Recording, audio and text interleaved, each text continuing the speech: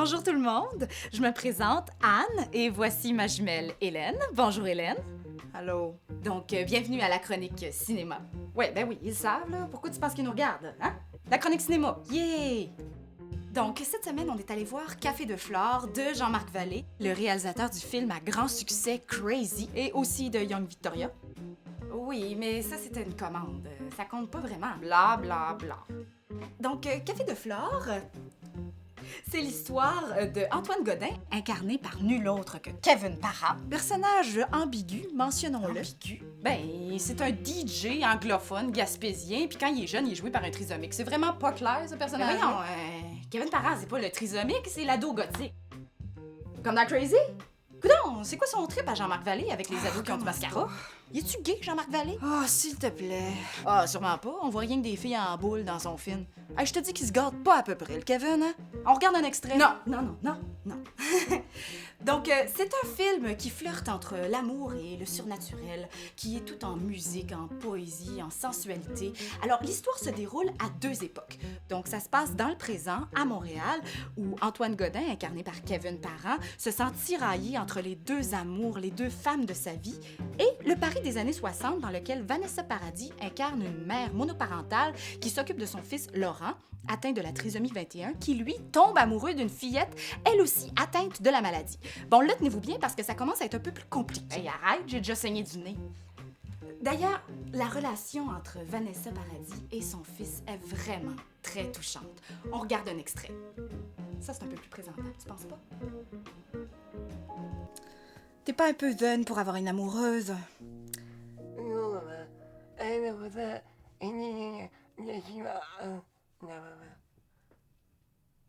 Hein? Selon ses dires, Vanessa incarne une mère qui aime mal. Donc, on regarde un extrait de la scène sur la balançoire qui est vraiment d'une beauté remarquable. Au ciel, au ciel, au ciel, au ciel. Tu parles pas de la perruque à Hélène Florent? Ben, on voit un peu qu'elle a une perruque. Un peu? Qu'on se le dise, les femmes dans le film sont vraiment d'une grande beauté. Donc, il y a Évelyne Brochu, Vanessa Paradis, Évelyne de la Chenelière, Hélène Florent, puis sa moumoute. Ouais. Puis ça braille, puis ça braille. Mais c'est tellement juste. On regarde un extrait.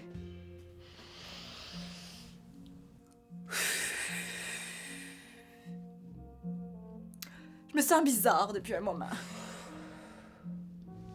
Depuis qu'il t'a laissé le trou de cul. Pourquoi? Je rêve à des Mongols. Puis Kevin Parra m'a surpris, moi. Hein? Très juste, vraiment. Il nous révèle ses talents d'acteur. Une belle surprise.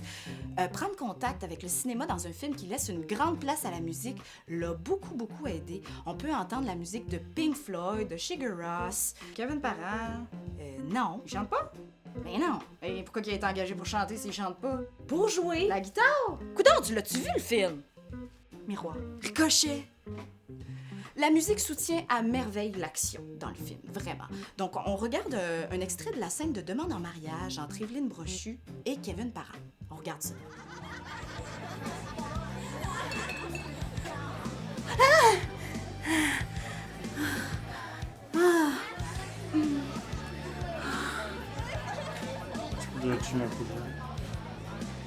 Hein? Moi, j'ai bien aimé ça. Donc, je donne un 8,5 sur 10. Toi, Hélène? Bof. Ça veut dire quoi, ça? Bof. Ça veut-tu dire 8,5? Bof. Elle a aimé ça.